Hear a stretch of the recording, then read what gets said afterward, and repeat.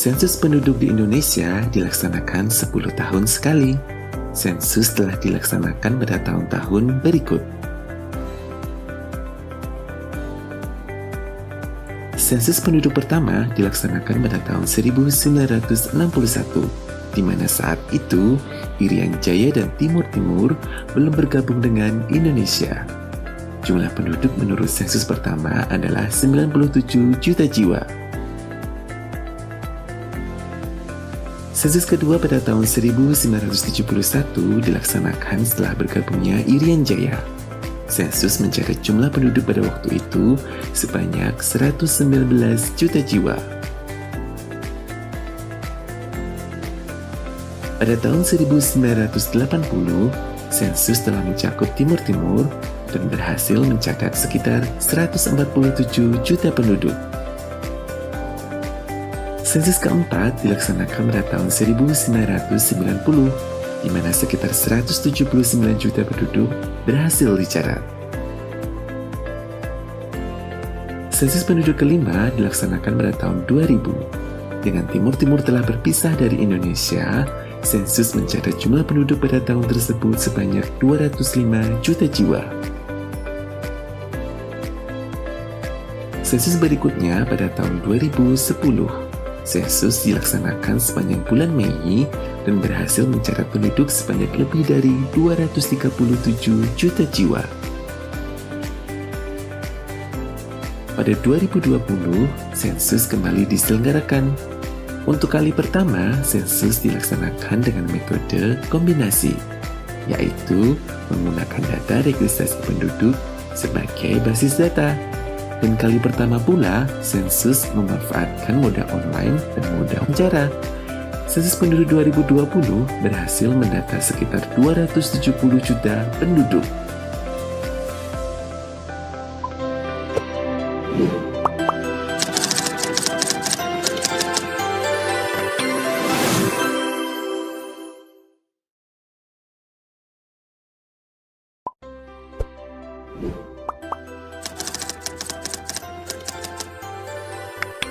Konsep bangunan. Sahabat sensus, bangunan adalah tempat berlindung tetap maupun sementara yang mempunyai dinding, lantai, dan atap. Bangunan ini terdiri atas bangunan tempat tinggal dan bangunan bukan tempat tinggal. Sebuah bangunan termasuk bangunan tempat tinggal jika bangunan ini memiliki pintu keluar masuk sendiri dan berfungsi sebagai tempat tinggal penduduk. Sementara, bangunan bukan tempat tinggal adalah bangunan yang tidak berfungsi sebagai tempat tinggal penduduk seperti toko, restoran, rumah makan, tempat ibadah, bengkel, salon, dan lain-lain. Contoh dari bangunan tempat tinggal ini diantaranya rumah tempat tinggal, rumah susun, dan apartemen. Sementara contoh bangunan bukan tempat tinggal adalah tempat ibadah, kantor, sekolah, pasar, dan tempat usaha. Cakupan pendataan bangunan pada Longform SP 2020 ini diantaranya bangunan tempat tinggal atau bangunan bukan tempat tinggal yang berpenghuni. Perlu diingat ya sahabat sensus, bangunan tanpa penghuni tidak dicatat pada peta maupun daftar pemutakhiran. Sudah paham kan sahabat sensus? Sampai jumpa di video selanjutnya.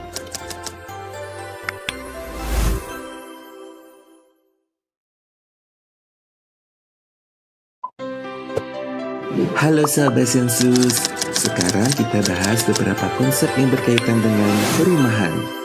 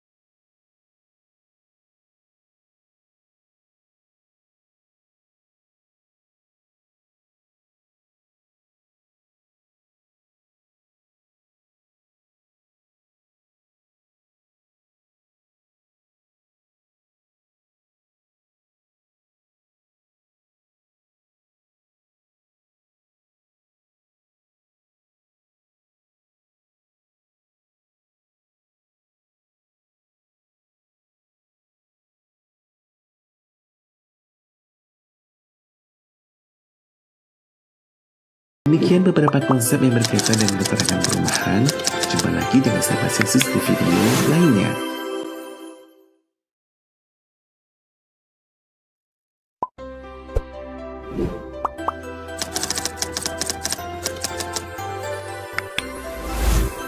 Konsep penduduk.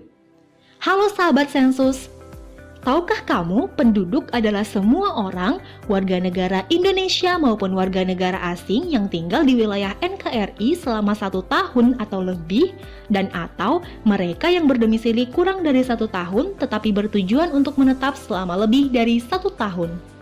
Nah sahabat sensus, jangan lupa untuk dicatat ya, asisten rumah tangga yang tinggal bersama, sanak famili yang menetap, bayi yang baru lahir, ataupun anak yang bersekolah SMA ke bawah yang tinggal di tempat lain, baik itu asrama, pesantren, dan lainnya. Namun, jika ada anggota rumah tangga yang telah bepergian lebih dari 1 tahun, anak kuliah yang tidak tinggal bersama, asisten rumah tangga yang pulang rutin sekali seminggu tidak perlu dicatat ya sahabat sensus. Nah, sekarang yuk kita lihat contohnya. Suatu hari sahabat sensus mendata rumah Budi. Budi tinggal bersama ayah dan ibunya. Kakak Budi, sebut saja Mawar, bersekolah di SMP berasrama. Adik Budi yang masih bayi juga tinggal bersama Budi.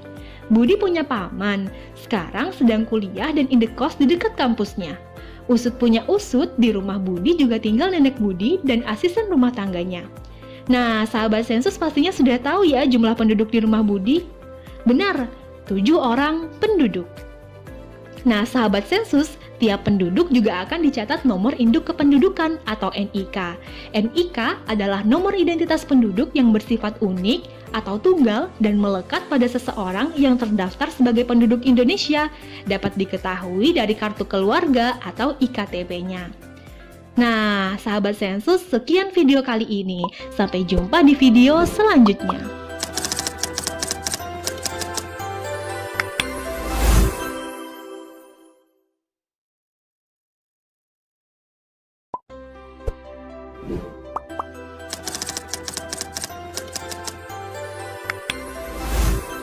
Konsep rumah tangga.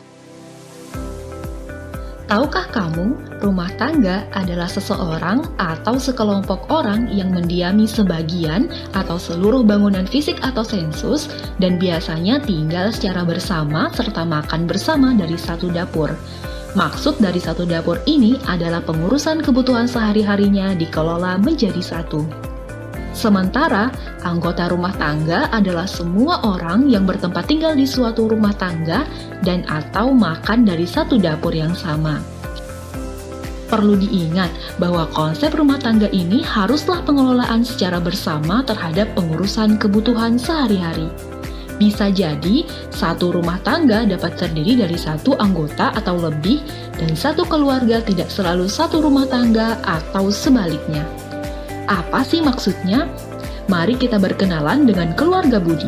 Dalam kartu keluarganya, keluarga Budi terdiri dari Budi, ayah Budi, ibu Budi, kakak Budi, adik Budi, kakek Budi yang sudah meninggal, nenek Budi, dan paman Budi. Keluarga Budi bertempat tinggal di Depok, Jawa Barat, sementara paman Budi sedang kuliah dan indekos di Jakarta Pusat. Meskipun paman Budi termasuk anggota keluarga karena berada dalam kartu keluarga yang sama, tetapi paman Budi bukan anggota rumah tangga Budi dikarenakan mengurus kebutuhannya sendiri atau tidak satu dapur dengan keluarga Budi. Dari kasus paman Budi, kita tahu bahwa satu keluarga bisa terdiri dari lebih satu rumah tangga. Satu keluarga karena terdaftar dalam satu kartu keluarga, tetapi terdiri dari dua rumah tangga, yaitu rumah tangga Budi yang berada di Depok dan rumah tangga paman Budi yang berada di Jakarta. Di dalam rumah Budi terdapat Wati yang merupakan asisten rumah tangga, di mana Wati bukan keluarga Budi tetapi tinggal dan menetap di rumah Budi. Kebutuhan sehari-hari Wati ditanggung oleh keluarga Budi, sehingga Wati adalah anggota rumah tangga Budi karena berada dalam satu dapur yang sama. Dari kasus Wati ini kita tahu bahwa satu rumah tangga bisa terdiri dari lebih satu keluarga. Rumah tangga yang sama karena pengelolaan kebutuhan bersama dan dua keluarga yaitu keluarga Budi dan keluarga Wati karena Wati terdaftar dalam kartu keluarga yang berbeda. Jadi, yang termasuk dalam keluarga Budi adalah semua orang yang ada dalam kartu keluarga Budi termasuk paman Budi. Dan yang termasuk dalam rumah tangga Budi adalah semua orang yang pengurusan kebutuhan sehari-harinya dilakukan bersama, termasuk asisten rumah tangga Budi, Wati. Nah, sekarang sudah paham kan mengenai konsep rumah tangga? Sampai jumpa di video selanjutnya.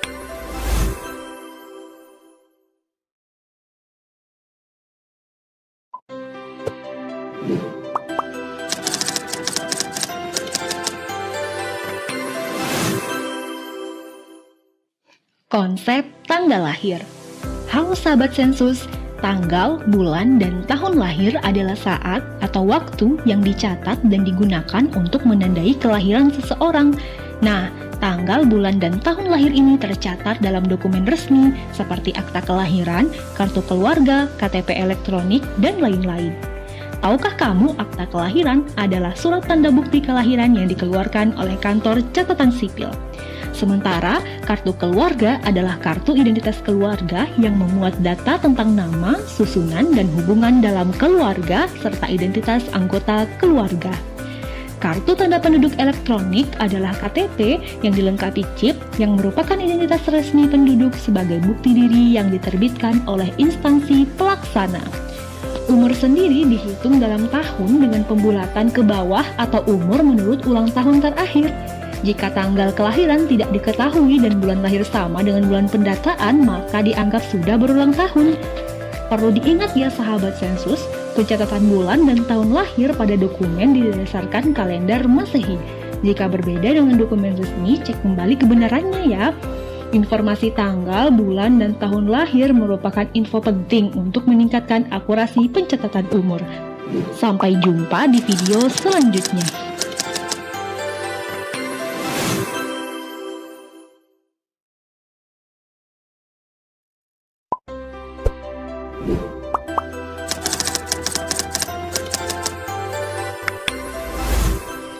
Konsep tempat lahir. Halo teman-teman, tahukah kamu tempat lahir seseorang adalah provinsi atau negara dan kabupaten atau kota tempat tinggal ibu orang tersebut pada saat melahirkannya? Maksudnya apa ya? Yuk kita lihat contohnya. Bu Dewi saat ini sedang hamil dan bertempat tinggal di kota Depok, Provinsi Jawa Barat. Saat akan melahirkan bayinya yang diberi nama Iwan, Bu Dewi dibawa ke sebuah rumah sakit di kota Jakarta Pusat, Provinsi DKI Jakarta. Nah, tahukah kamu di manakah tempat lahir Iwan? Depok atau Jakarta ya? Yap, benar, kota Depok, Provinsi Jawa Barat. Jadi perlu diingat lagi ya teman-teman, tempat lahir seseorang bukan tempat di mana seseorang tersebut lahir, tapi tempat tinggal dari ibu orang tersebut pada saat melahirkannya. Nah, sudah paham kan mengenai konsep tempat lahir? Sampai jumpa di video selanjutnya.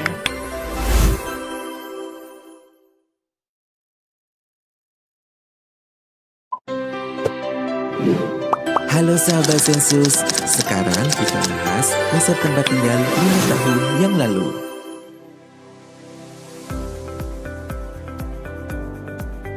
Sensus juga mencatat tempat tinggal seseorang pada 5 tahun yang lalu. Jika pendataan dilakukan pada Mei 2022, maka yang dimaksud tempat tinggal 5 tahun yang lalu adalah tempat tinggal tepat pada Mei 2017. Jika pendataan dilakukan pada Juni 2022, maka yang akan dicatat sebagai tempat tinggal 5 tahun yang lalu adalah tempat tinggal pada Juni 2017. Level wilayah administrasi yang akan dicatat untuk konsep ini adalah level kabupaten atau kota. Sebagai contoh, Wati, asisten rumah tangga di rumah Budi. Wati tinggal di Kabupaten Semarang, Jawa Tengah sampai Desember 2017. Pada Januari 2018, Wati pindah ke kota Semarang, Jawa Tengah dan tinggal di sana sampai Maret 2021. Dari Maret 2021, Wati bekerja menjadi asisten rumah tangga di Rumah Budi di Kota Depok, Jawa Barat, sampai saat pendataan Juni 2022. Pada contoh tersebut, tempat tinggal 5 tahun lalu dari Wati adalah kabupaten atau kota tempat tinggalnya tepat pada Juni 2017, yaitu di Kabupaten Semarang. Demikian konsep tempat tinggal 5 tahun yang lalu. Jumpa lagi dengan sahabat Sensus di video lainnya.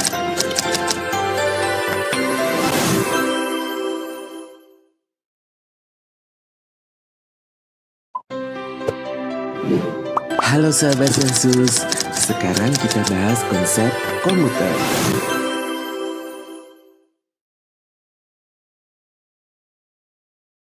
Menurut kamus, komuter diartikan sebagai seseorang yang bepergian ke suatu kota untuk bekerja dan pulang kembali ke kota tempat tinggalnya setiap hari. Komuter disebut juga pelaju. Kegiatan melakukan perjalanannya disebut dengan melaju, atau dalam bahasa sehari-hari kita biasa menyebutnya pulang hari, ngelaju, ngadugdak, pulang pergi, atau PP. Menurut definisi BPS sendiri, komuter harus memenuhi 3 kriteria berikut. Yang pertama, dia melakukan perjalanan untuk bekerja atau bersekolah di luar kabupaten atau kota tempat tinggalnya, seperti tinggal di Kabupaten Deli Serdang dan bekerja di Kota Medan, tinggal di Kabupaten Semarang dan kuliah di Kota Semarang. Kriteria kedua komuter adalah perjalanan pergi dan pulang tersebut secara umum dilakukan pada hari yang sama. Khusus untuk pekerja shift, sebagai contoh perawat, polisi, dan satpam, meskipun pulang pada hari berikutnya tetap dianggap memenuhi kriteria ini. Kriteria ketiga, perjalanan tersebut dilakukan secara rutin, yaitu masih menjadi kebiasaan sampai sekarang dengan frekuensi perjalanannya minimal 1 kali dalam sebulan. Sebagai contoh, berikut adalah Hafiz. Hafiz tinggal di Jakarta Timur dan bekerja di Jakarta Selatan. Hafiz memenuhi kriteria pertama. Dari rumah, Hafiz berangkat pukul 6:30 pagi dan pulang pada sore harinya pukul 4:30. Hafiz memenuhi kriteria kedua. Hafiz bekerja di kantor atau WFO 2 kali dalam seminggu. Karena perjalanannya rutin dan lebih dari 1 kali sebulan, Hafiz memenuhi kriteria ketiga. Jadi, Hafiz orang komuter.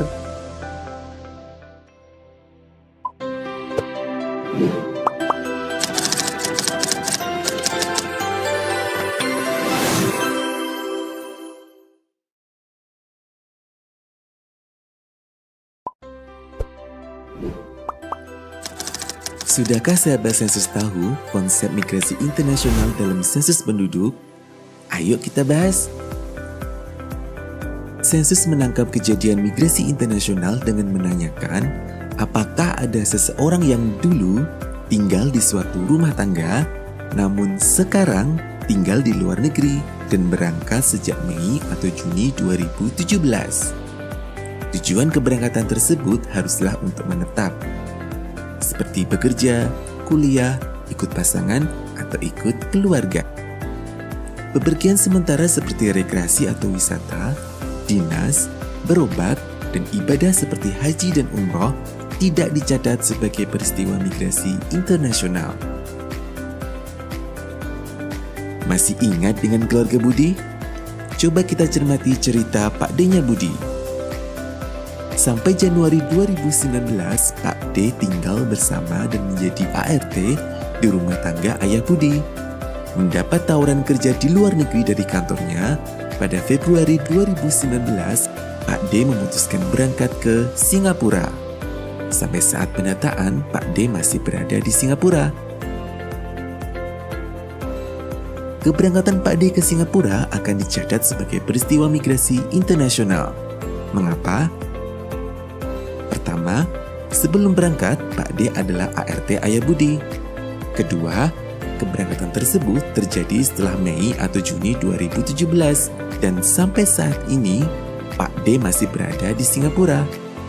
Ketiga, Pak D berangkat dengan tujuan untuk menetap, yaitu bekerja, hingga keberangkatan Pak D dapat dimasukkan sebagai migrasi internasional.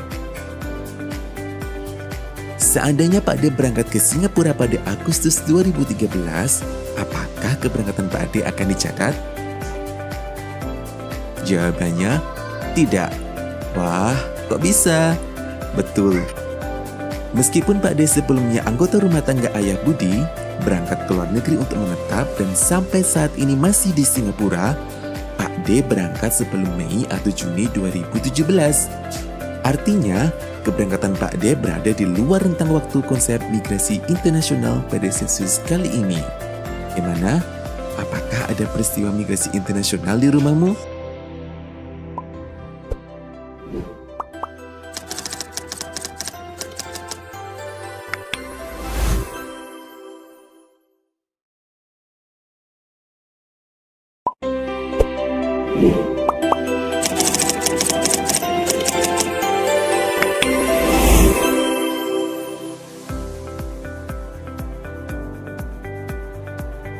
Halo sahabat Sensus, sekarang kita bahas konsep dan definisi pendidikan ya. Konsep yang berkaitan dengan pendidikan adalah: pertama, pendidikan terakhir yang ditamatkan; kedua, ijazah atau STTB tertinggi yang dimiliki. Nah, sahabat Sensus, ijazah atau STTB sendiri adalah lembaran atau tanda bukti kelulusan yang diberikan kepada seseorang yang sudah menyelesaikan semua persyaratan akademik pada suatu jenjang pendidikan tertentu. Selanjutnya, untuk jenjang pendidikan terbagi dalam beberapa kategori, yaitu 1. Belum atau tidak pernah sekolah, termasuk mereka yang sudah atau belum tamat taman kanak-kanak, tetapi tidak atau belum melanjutkan ke sekolah dasar atau SD. 2. Belum atau tidak tamat SD, SDLB, MI, paket A. 3. SD atau SDLB atau MI atau paket A. 4. SMP atau SMPLB atau MTS atau paket B. 5. SMA atau SMLB atau MA atau SMK atau MAK atau paket C. 6.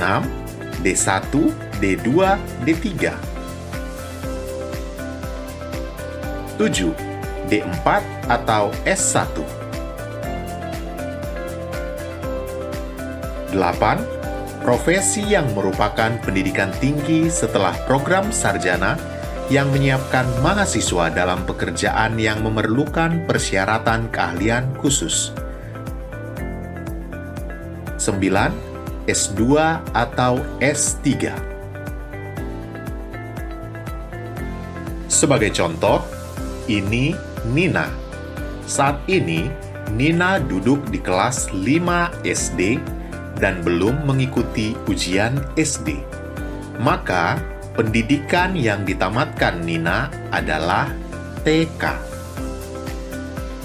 Sahabat Sensus, sudah paham ya?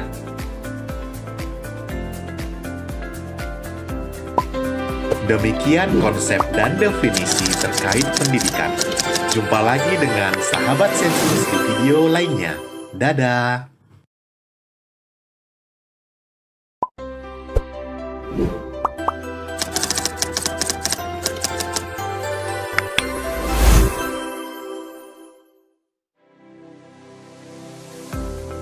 Bekerja adalah kegiatan melakukan pekerjaan dengan maksud memperoleh atau membantu memperoleh penghasilan atau keuntungan paling sedikit selama 1 jam berturut-turut dan tidak terputus dalam seminggu yang lalu.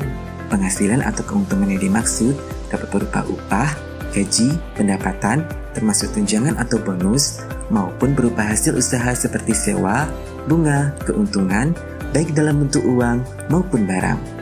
Untuk memenuhi konsep bekerja, suatu pekerjaan harus dilakukan minimal 1 jam berturut-turut dan tidak terputus dalam seminggu yang lalu. Jika misalnya seseorang bekerja selama 30 menit setiap hari, maka orang tersebut tidak memenuhi konsep bekerja. Jika dalam satu hari seseorang melakukan pekerjaan selama 30 menit, terputus, lalu bekerja 30 menit kembali, meskipun hal tersebut dilakukan setiap hari, maka orang tersebut juga tidak memenuhi konsep bekerja. Sebaliknya, jika seseorang melakukan pekerjaan selama 1 jam atau lebih hanya pada 1 hari dan tidak melakukan pekerjaan di 6 hari yang lain, maka orang tersebut memenuhi konsep bekerja. Periode rujukan konsep bekerja adalah seminggu yang lalu, yaitu jangka waktu 7 hari berturut-turut yang berakhir sehari sebelum tanggal pendataan. Jika pendataan dilakukan pada 15, maka seminggu yang lalu adalah 7 hari mulai dari tanggal 8 hingga tanggal 14. Seseorang bekerja di lapangan usaha tertentu. Lapangan usaha dapat dibedakan ke dalam 17 kategori, mulai dari pertanian, kehutanan, dan perikanan, hingga kategori jasa lainnya.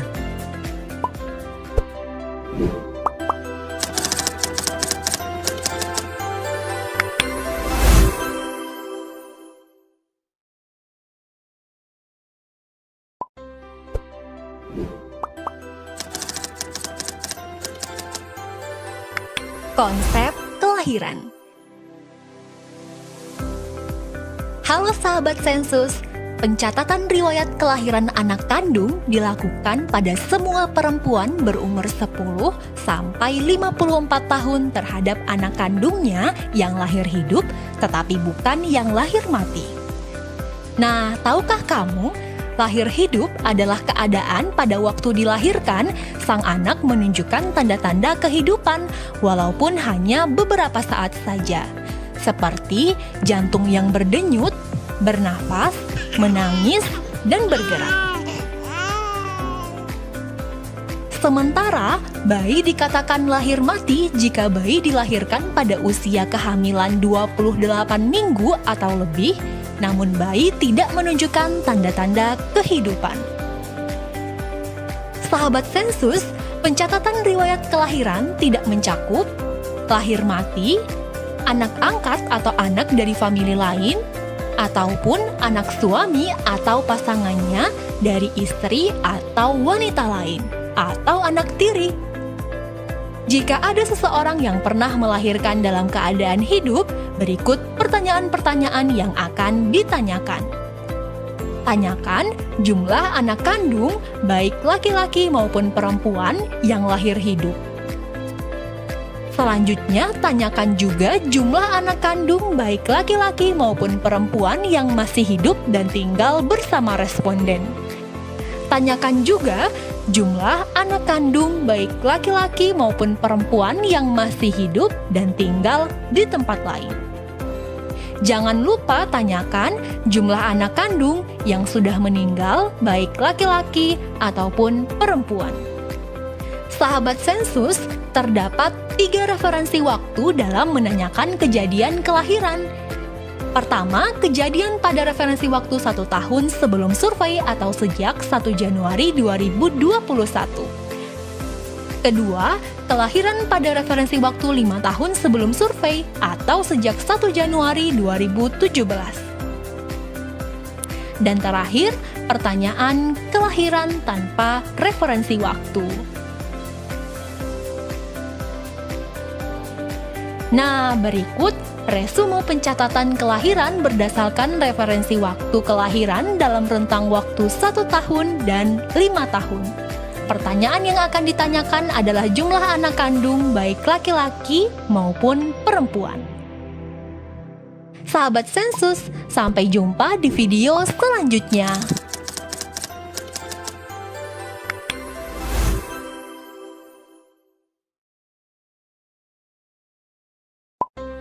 Halo sahabat sensus, mari kita bahas kematian dalam SP 2020 long form. Bagaimana menggali informasi kematian? Long form SP 2020 menanyakan, apakah pernah ada seseorang yang dulu tinggal di suatu rumah tangga, namun sekarang telah meninggal dunia pada rentang waktu 5 tahun terakhir? Lalu, apa saja yang ditanyakan jika terdapat kejadian kematian? Informasi yang ingin diperoleh adalah nama, jenis kelamin, usia ketika meninggal, bulan dan tahun meninggal, serta penyebab meninggalnya. Penyebab seseorang meninggal dapat dikelompokkan sebagai berikut. Eits, jangan lupa, kematian hanya dicatat bagi mantan anggota rumah tangga, tidak termasuk bayi yang lahir mati, tidak termasuk juga orang yang bukan anggota rumah tangga, seperti tamu yang menginap lalu meninggal di rumah tangga tersebut. Bagaimana? Sudah paham kan? Sampai jumpa di video selanjutnya.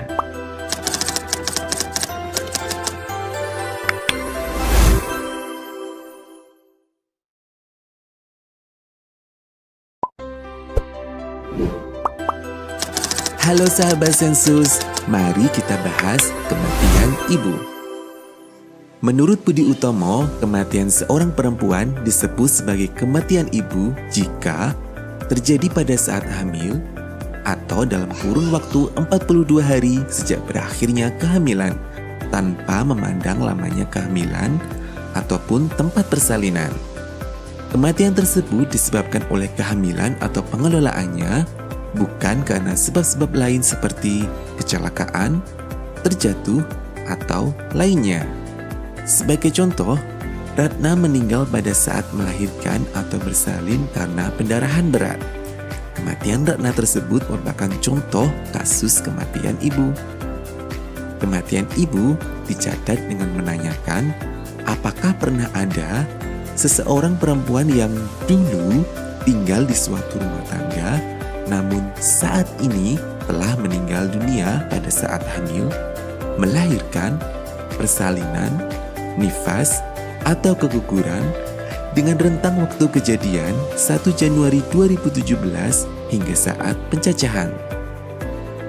Lalu, bagaimana menggali informasi kematian ibu? Sahabat sensus dapat mulai dengan menanyakan tentang kejadian kehamilan. Apakah di rumah tangga tersebut ada yang hamil sejak 1 Januari 2017? Kemudian, tanyakan bagaimana akhir kehamilan tersebut. Jika si ibu meninggal, tanyakan kapan meninggal. Jika si ibu masih hidup, tanyakan bagaimana kondisi bayinya. Bagaimana? Sudah paham? Sampai jumpa sahabat sensus di video selanjutnya.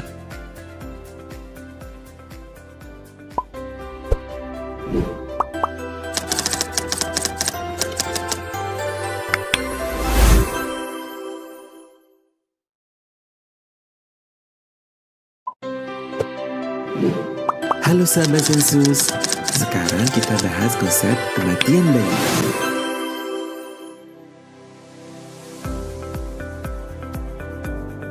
Akhir kehamilan seorang perempuan dapat berupa kejadian-kejadian sebagai berikut.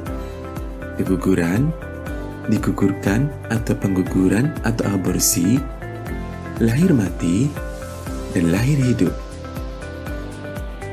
Keguguran adalah kehamilan yang berakhir sebelum waktunya, tanpa disengaja, dan umur janin kurang dari 28 minggu. Digugurkan adalah jika seorang perempuan sengaja untuk mengakhiri kehamilannya. Lahir mati adalah jika bayi dilahirkan pada usia kehamilan 28 minggu atau lebih, namun bayi tidak menunjukkan tanda-tanda kehidupan.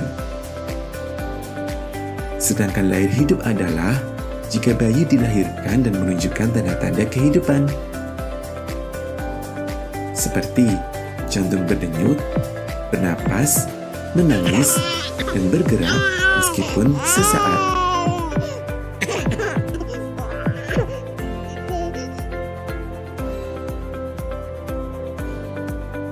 Lalu, apa itu kematian bayi? Kematian bayi adalah menghilangnya tanda-tanda kehidupan secara permanen yang terjadi pada bayi yang lahir hidup. Dikatakan sebagai kematian bayi bila kematian tersebut terjadi antara beberapa saat setelah bayi lahir hingga bayi berumur kurang dari 12 bulan.